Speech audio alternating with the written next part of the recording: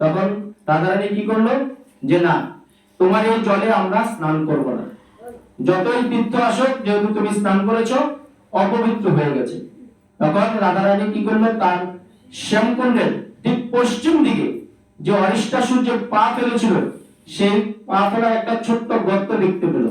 সেখানে গিয়ে কি করলো, সমস্ত সখীরা মিলে সেই মাটি খুঁড়তে খুঁড়তে তাদের কাটন দিয়ে, হাতের চুড়ি দিয়ে প্রায় গভীর রাত অব্দি এই একটা কুণ্ডলিক তৈরি করলো। আর এই কুণ্ডলিক তৈরি করতে গিয়ে তাদের খুব পরিশ্রম হচ্ছে, আর ভগবান শ্রীকৃষ্ণ দূর থেকে দেখে খুব কষ্ট পাচ্ছে। তখন যখন কুণ্ডলিক তৈরি হয়ে গেল, কিন্তু আশ্চর্যের বিষয়, সে কুণ্ডলিকে কোনো জল নেই। এবার রাধারানী তার সখীরা বিপদে পড়ে গেল।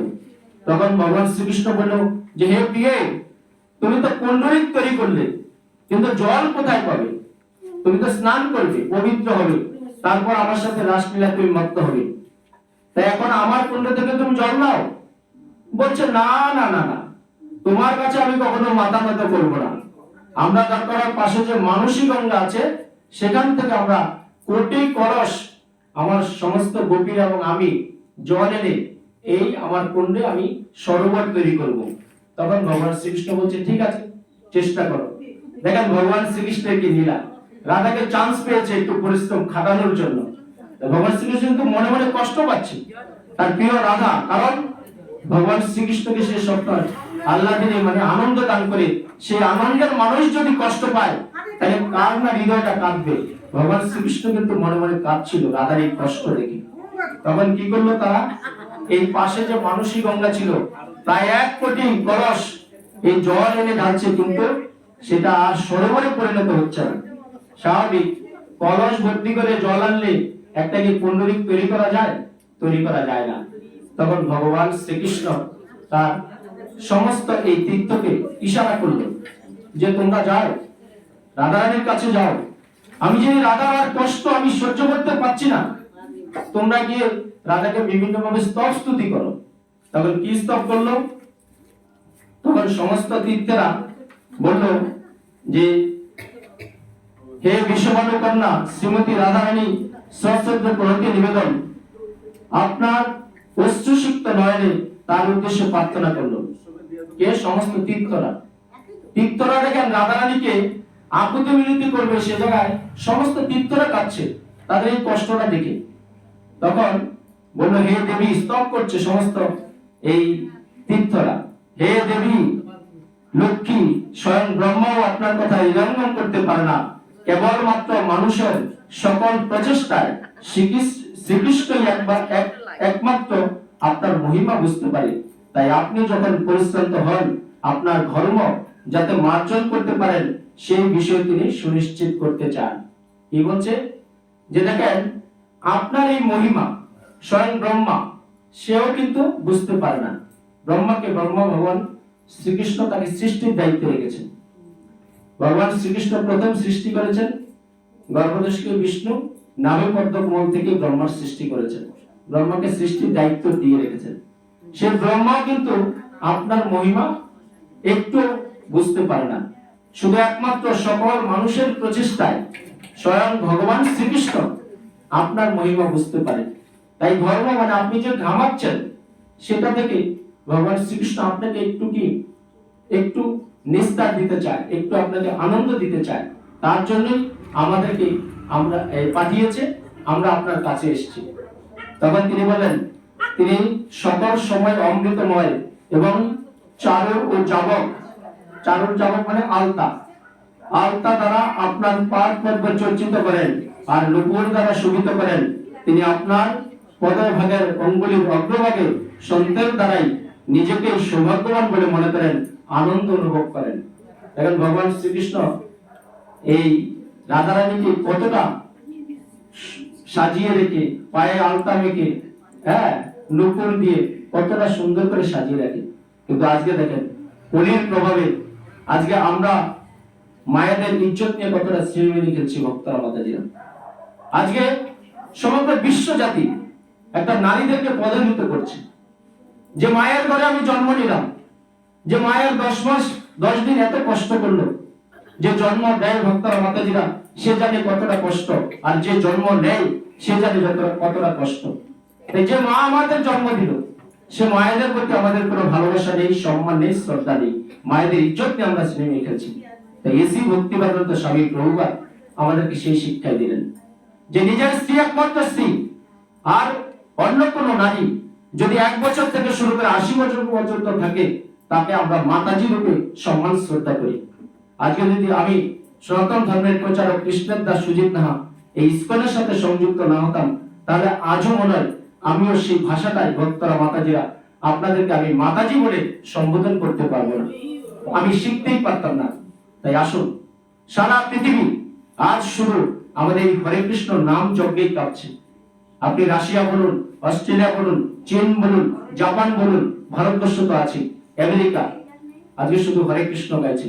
রাজপথে বিদেশিরা আমাদের এই সনাতন ধর্মকে সাদরে গ্রহণ করেছে। তারা জানতে পেরেছে যে সনাতন শাশ্বত, যেটা সৃষ্টির পূর্বে ছিল এবং পৃথিবী যখন ধ্বংস হয়ে যাবে পরেও থাকবে। শুধু রাজপথে কি হচ্ছে সবাই আমার সাথে বলুন, হরে কৃষ্ণ হরে কৃষ্ণ হরে কৃষ্ণ কৃষ্ণ কৃষ্ণ হরে হরে হরে রাম রাম রাম হরে হরে। এই মধুর হরিনাম, এই 16 নাম 32 সত্য বলছে মধুর হরিনাম। এই হরিনাম করার জন্য ভক্তরা মাতাজিরা আপনাদেরকে কোনো পাণ্ডিত্যের জ্ঞান অর্জন করতে হবে না। এই মধুর হরিনাম করার জন্য আপনাকে কোনো শিক্ষা প্রতিষ্ঠানে যেতে হবে না। এই মধুর হরিনাম করার জন্য আপনাকে কোনো শুদ্ধ ভক্তের কাছে যেতে হবে না। আমরা দেখেন আদর্শ লিপি পড়েছিলাম বলে আমরা অ আ ক খ 1 2 শিখেছিলাম বলে আমরা সুন্দর করে কথা বলতে শিখেছি, কিন্তু হরিনাম এই 16 নাম 32 সত্তর করার জন্য আপনাকে কিচ্ছু প্রয়োজন নেই। যার কারণে শাস্ত্রে বলেছে এটা সকল মন্ত্রের মহামন্ত্র রূপে আখ্যা পেয়েছে ভক্তরা মাতাজিরা। আজকে ব্রহ্মা অনেকবার চেষ্টা করেছিল এই ভগবান শ্রীকৃষ্ণের এই গুণ কীর্তন করার জন্য, কিন্তু পারেনি। কারণ ভগবান শ্রীকৃষ্ণ তার নিজের কাছে রেখেছিলেন যে আমি কলিযুগে গিয়ে ভক্ত রূপে এসে এই নাম প্রচার করব অধপতিত মানব জীবনকে উদ্ধার করার জন্য। তাই আপনারা 16 নাম 32 অক্ষর জপ করেন আর এই একাদশী করুন। যদি এই দুটো কাজও করতে পারেন তো আপনার দুর্লভ মানব জীবন সার্থক হবে। এই জীবনটাকে দুর্লভ কেন বলা হয়? আমরা কি চাইলেই পাবো এই জীবনটা? যে আমি এখন মরে গেলাম, মৃত্যু হয়ে গেছি, আবার আসবো আমি আমার সন্তানের ঘরে? হ্যাঁ, আসতে পারি যদি আমি সেই কর্ম করে যাই। তাই ভগবান শ্রীকৃষ্ণ গীতায় বললেন যে তুমি যদি আমার গাইডলাইন মেনে চলে, যদি আমার নিয়ম কানুন মেনে চলে এক জীবনে এই মানব জীবনকে তুমি সার্থক করতে না পারো, তাহলে মৃত্যুর পরে কি হবে? আমি তোমাকে কোনো বিত্তবান বা কোনো ভক্তের ঘরে জন্মগ্রহণ করাবো, যাতে তুমি জন্মের পর থেকে তুমি ধর্ম প্রচার করতে পারবে ভক্তরা মাতাজিরা। তাই আজকে আমরা এই মানব সমাজ, মানব সভ্যতা, দেশ, জাতি, সমাজ একটা অধপতনের দিকে একমাত্র আমাদের কারণে। কারণ আমাদের সত্যিকার অর্থে এই দিকে কৃষ্ণ চেতনা, কৃষ্ণ ভাবনা নেই। তাই শ্রীকৃষ্ণ কি বলছেন যে সমস্ত তীর্থকে পাঠিয়েছেন, তীর্থকে পাঠানোর পর সমস্ত তারাকে গুণগান করছেন রাধারানী, এবং শ্রীকৃষ্ণ যে কষ্ট পাচ্ছেন সমস্ত তীর্থরা তার সেকেন্ড হ্যান্ড হিসেবে রাধারানীকে আকুতি মিনতি করছে। তখন বলছে তীর্থস্থানরা আরো বলছে যে একটি মাত্র পদাঘাতে আমরা সবাই এখানে বসবাস করতে এসেছি, এখন আপনি যদি আমাদের আকুল প্রার্থনা করেন, মঞ্জুর করেন, তাহলে আমাদের মনোবাসনা পূর্ণ হবে।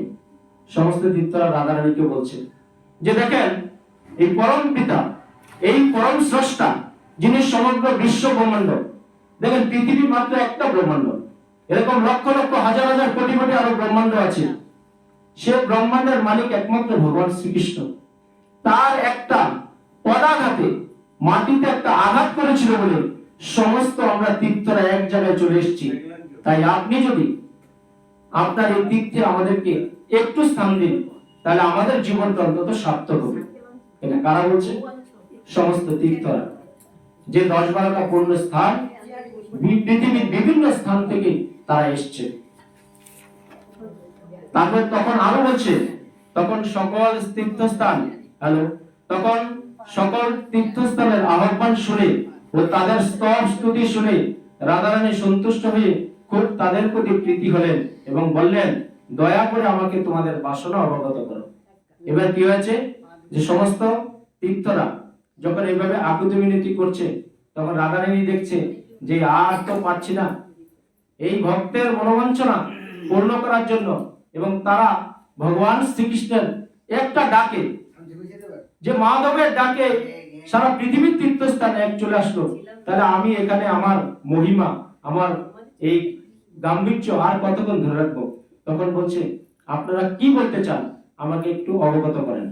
তখন সমস্ত তীর্থ বলছে, আমরা যদি আপনার কুণ্ডে আগমন করতে পারি তাহলে আমাদের জীবন সার্থক হবে, এই আশীর্বাদই আমরা আপনার কাছে কামনা করছি। যখন রাধারানী জানতে চেয়েছে এত স্তব স্তুতির পর যে আপনারা কি বলতে চান, আপনারা সেটা অবগত করুন, তখন সকল তীর্থরা বলছে যে আপনি একটু অনুমতি দিন, আপনার পুণ্ডরিক ধামে যাতে আমরা প্রবেশ করতে পারি, তাহলে আমাদের জীবনটা সার্থক হবে। আমরা এর চেয়ে বেশি কিছু চাই না, কারণ ভগবান শ্রীকৃষ্ণ যেখানে আছেন সেখানে এর চেয়ে বেশি কিছু চাওয়ার নেই ভক্তরা মাতাজিরা। আজকে আমাদের জড়জাগতিক জীবনেও যদি আমরা জন্ম মৃত্যু জরাবেদি এই তিতাবের হাত থেকে বাঁচতে চাই, তাহলে আমাদের জীবনের চাহিদাগুলোকে একদম সাধারণভাবে পরিণত করতে হবে। আজকে আমরা জানি না যে জীবনের প্রকৃত উদ্দেশ্যটা কি। আমরা শুধু কি করছি, মানুষের কি এটা উদ্দেশ্য যে আমি 3 তলা 4 তলা ভালো বাড়ি বানাবো, আমার 4-5টা গাড়ি থাকবে, আমার ব্যাংক ব্যালেন্স থাকবে, আমার বড় বিজনেস থাকবে, আমার সন্তানকে আমি বিদেশে পড়াবো? এটা কি প্রকৃত মানুষের উদ্দেশ্য? শাস্ত্র বলছে না। আমরা এই উদ্দেশ্যগুলো কেন করছি? আমরা কাম, ক্রোধ, লোভ, মোহ, মদ, মাশ্চর্য এই ষড়রিপুর তাড়নায় আমাদের এই মানব শরীরটাকে গ্রাস করে ফেলেছে, যার কারণে আমরা ভাবছি যে আমার কাছে টাকা আছে মানে পৃথিবীর সবকিছু আছে। না, যদি পৃথিবীতে সবকিছু টাকাতেই হতো তাহলে মৃত্যুকে তো মানুষ জয় করতে পারত। আজকে যারা 10 তলা ঘুমাচ্ছে, যারা 100 তলার উপরে থাকছে, যারা এসিতে ঘুমাচ্ছে, তারা কি মরবে না? মাইকেল জ্যাকসনের আপনারা নাম শুনেছেন তো, যে পপ তারকা, সে সবসময় 10 থেকে 12টা ডাক্তার রাখতো সাথে, এবং নিজের হিউম্যান চেঞ্জ করেছে, নিজের ফেসটা আপনার প্লাস্টিক সার্জারি করেছে যাতে যৌবনটা ধরে রাখতে পারে, কিন্তু বেশি দিন বাঁচতে পারেনি। 52 না 53 বছর বয়সেই সে মৃত্যুবরণ করেছে। ভক্তরা মাতাজিরা, তাই টাকায় যদি সবকিছু হতো, যদি আজকে ধন সম্পদে সবকিছু হতো, যদি বাড়িতে সবকিছু হতো, যদি সুন্দর স্ত্রীতে সবকিছু হতো, যদি স্বনামধন্য সন্তানে সবকিছু হতো, তাহলে মানুষ মৃত্যুকে জয় করতে পারত। তাই ভগবান শ্রীকৃষ্ণ বলছে যে জন্ম মৃত্যু জরা ব্যাধি এই ত্রিতাপ থেকে যদি তোমরা বাঁচতে চাও, তাহলে সত্যিকার অর্থে এই হৃদয়ে কৃষ্ণ চেতনা, কৃষ্ণ ভাবনা জাগ্রত হয়ে তোমরা আমার সেবা করো। কারণ ভগবান শ্রীকৃষ্ণ গীতাতে বলে নাই, গীতার মুখ্য যুগে শেষ শ্লোক কি বলেছে, যে সর্ব ধর্ম পরিত্যাজ্য মামকং শরণং ভজ, যে তোমরা সব ধর্ম পরিত্যাগ করো। দেখেন, ভগবান শ্রীকৃষ্ণ কিন্তু অধর্ম পরিত্যাগ করতে বলে নাই, বলছে ধর্ম পরিত্যাগ করতে। কোন ধর্ম? যেটা আমরা ভাবি মনোধর্ম, যে আমি মানুষ আমার কাছে চাইলে আমি দিয়ে দিচ্ছি। দান সবাইকে দেওয়া যাবে না।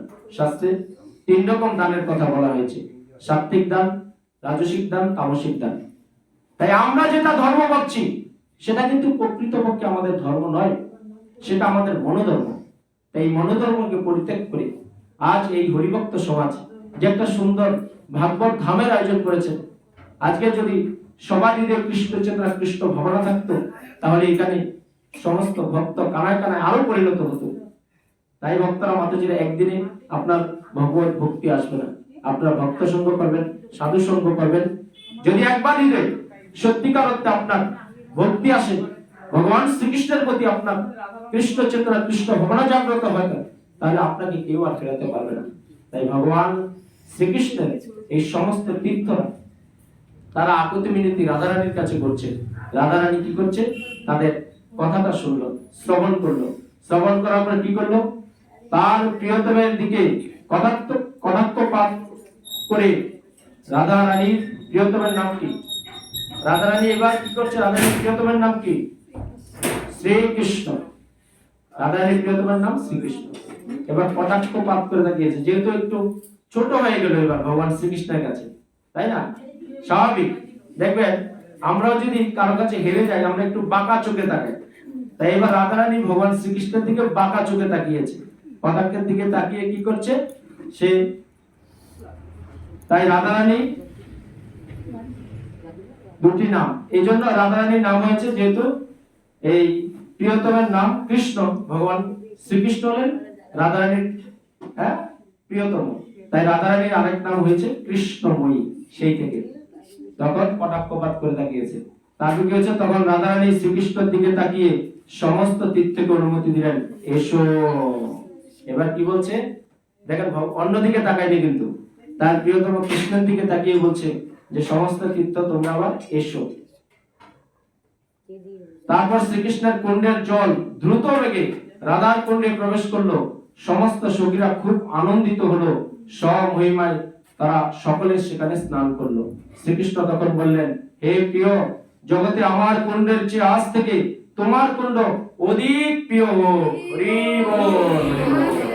দেখেন ভগবান শ্রীকৃষ্ণ শুধু সুযোগের অপেক্ষায় ছিল যে আমার প্রিয়তমা রাধারানী কখন একটু কষ্টটা দূর হবে, কখন আমি তার সেই হাস্যোজ্জ্বল বদনটা আমি দেখতে পারবো। তাই ভগবান শ্রীকৃষ্ণ যখন ইশারা করলেন, শ্রীমতী রাধারানীর যখন সমস্ত তীর্থরা পারমিশন পেলেন, দ্রুত বেগে, আস্তে কিন্তু আস্তে আস্তে করে আসেনি, এমন না যে এখানে যখন প্রসাদ দেবে যে লাইনে দাঁড়ান লাইনে দাঁড়ান লাইনে দাঁড়ান, কার আগে কে যাবে কার আগে কে যাবে, দ্রুত বেগে ভগবান শ্রীকৃষ্ণের শ্যামকুণ্ড থেকে সেই জলের ধারা রাধা কুণ্ডে প্রবেশ করলো। প্রবেশ করার পর সমস্ত গোপীরা খুব আনন্দিত হলো, মহা আনন্দ যাকে বলে, কারণ ভগবান শ্রীকৃষ্ণের এক পদাঘাতে যে সমস্ত তীর্থ এসেছিল সেই জলে তারা এখন স্নান করবে। তারপরে প্রবেশ করলো, সবাই স্নান করলো। শ্রীকৃষ্ণ তখন বললেন, হে প্রিয়, জগতে আমার কুণ্ড চেয়ে আজ থেকে তোমার কুণ্ড অধিক প্রিয় হবে, এবং এই পবিত্র জলে স্নান করে আমরা প্রকৃতপক্ষে আমার কাছে তোমার এই কুণ্ড তোমার মতোই প্রিয়। বলছে যারা এই পবিত্র কুণ্ডে স্নান করবে তুমি যেরকম আমার কাছে প্রিয়, এবং এই কুণ্ডটাও তাদের কাছে সমপ্রিয় এবং আমার কাছে সমপ্রিয় ভক্তরা মাতাজিরা। তাহলে এখানে আমরা কি বুঝতে পারলাম, যে ভগবান শ্রীকৃষ্ণ রাধারানী এবং কুণ্ড কোনটাই কিন্তু ছোট বড় রাখলো না, কারণ শাস্ত্রে আমরা কি পেয়েছি, রাধা কৃষ্ণ নয় অভিন্ন। তাই কৃষ্ণ যে রাধারানী এত কষ্ট করে কুণ্ড তৈরি করলো, দেখেন ভগবান শ্রীকৃষ্ণেরই কিন্তু জল সেই লাগলো, তাও ভগবান শ্রীকৃষ্ণের অতীব প্রিয়। রাধারানী যেরকম ভগবান শ্রীকৃষ্ণের কাছে অতীব প্রিয়, তাই রাধারানীর এই কুণ্ডটাও, রাধা কুণ্ডটাও ভগবান শ্রীকৃষ্ণের কাছে অতীব প্রিয়। ভগবান শ্রীকৃষ্ণ সেটাই বলছে। তখন রাধারানী বলছেন, শত অরিষ্টা অসুরকে বধ করলেও আমিও যুগে যুগে তোমার কুণ্ডে স্নান করব। হরি বল। আগে কি করেছে, যে তুমি অরিষ্টাসুরকে বধ করেছিলে, জলটা অপবিত্র হয়ে গেছিল, এখন কি বললো, এখন তেলে জলে মিলে গেল। তেলে জলে কিন্তু মিশে না, তাই না, কিন্তু এখানে মিশে গেছে। ভগবান শ্রীকৃষ্ণ রাধারানী সেটা দেখিয়ে গেল। তাই কি বললো, রাধারানী বলছে যে তুমি যদি শত অরিষ্টাসুর বধ করো, তবুও যুগে যুগে এসে আমি তোমার কুণ্ডে স্নান করব। ভবিষ্যতে যাতে তোমার অরিষ্টাসুর বধ রূপে এই কুণ্ডের ভক্তি থাকবে, এবং যারা এই কুণ্ডে স্নান করবে এবং কুণ্ডের পাশে বাস করবে তারাও নিশ্চিতভাবে আমার অতি প্রিয় হবে। এটা কে বলছে, রাধারানী বলছে, যে ভবিষ্যতে যে অরিষ্টাসুর বধ রূপে কুণ্ডের কখনো বদনাম হবে না। এই কুণ্ডতে যারা স্নান করবে এবং এই রাধা কুণ্ডের যে চারিপাশে যারা বসবাস করবে তারা কি হবে, সমস্ত পবিত্র হবে, এবং আমার তোমার সমকৃপা তারা খুব সহজেই সঞ্চয় করতে পারবে ভক্তরা মাতাজিরা। তারপর ওই রাত্রিতে ওই কুণ্ডের পাশে এক মনোরম রাস নৃত্যের ব্যবস্থা হলো। শ্রীকৃষ্ণেশ্বরে রাধারানী ও গোপীরা রাস নৃত্য আনন্দে বিভোর হলো। তারপর যখন তেলে জলে মিশে গেছে, তাই না, রাধাকুণ্ড শ্যামকুণ্ড তৈরি গেল, তারপরে সেই রাত্রে তার এই কোটি গোপী এবং রাধারানীর সাথে ভগবান শ্রীকৃষ্ণ রাসলীলায় বিভোর হলেন ভক্তরা মাতাজি। তাই আপনারা বৃন্দাবনে যখন যাবেন আর কোথাও ঘুরেন বা না করেন, অন্তত রাধাকুণ্ডে একবার স্নান করে আসবেন। তাহলে আপনার জীবনটা সার্থক হবে ভক্তরা মাতাজি। তাই শাস্ত্রে আরো কি বলেছে এই কুণ্ড নিয়ে? তাই রূপ গোস্বামী পাদ তার উপদেশমৃতে গ্রন্থে বললেন, রাধা কুণ্ডের মাহাত্ম্য বর্ণনা করে বলেছেন, বৈকুণ্ঠ জনিত বরাহ মধুপুরী তথা বিরসভাত শ্রেষ্ঠ পুরী। এই বৈকুণ্ঠ জগৎ থেকে শ্রেষ্ঠ মধুপুরী, মধুপুরী মানে মথুরা। এটা রূপ গোস্বামী পাদ বলেছেন তার উপদেশমৃতে, যে এই যে শ্রেষ্ঠ, শ্রেষ্ঠ কি সবচেয়ে আপনার যেটা এই বিখ্যাত হয় সেটাকে শ্রেষ্ঠ বলা হয়। তখন বলেছে যে বৈকুণ্ঠ জগৎ থেকে, বৈকুণ্ঠ জগৎ থেকে শ্রেষ্ঠ হলো মধুপুরী মানে মথুরা, যেহেতু ভগবান শ্রীকৃষ্ণ সেখানে জন্মগ্রহণ করেছিলেন। তারপরে বলছে মথুরা থেকে শ্রেষ্ঠ হলো বৃন্দাবন, যেহেতু ভগবান শ্রীকৃষ্ণ সেখানে লীলা বিলাস করেছে। তারপর হচ্ছে বৃন্দাবন থেকেও শ্রেষ্ঠ হলো গোবর্ধন, যে ভগবান শ্রীকৃষ্ণ ছোটবেলায় তার চিন্ময় হাতের কুড়ে আঙ্গুলে 7 দিন 7 রাত্রে গোবর্ধন পর্বত সেতে ছাতার মতো বিশাল আকার ধারণ করে তিনি সেই বৃন্দাবনবাসীকে রক্ষা করেছিলেন। আর সেই গোবর্ধন পর্বত থেকেও রূপদাস এই রূপ গোস্বামী সে বলেছেন এই রাধা কুণ্ডের সবচেয়ে প্রিয় ভক্তরা মাতাজিরা। হরি বল, হরি বল। তাই চৈতন্য চৈতামৃতে কি বলেছে?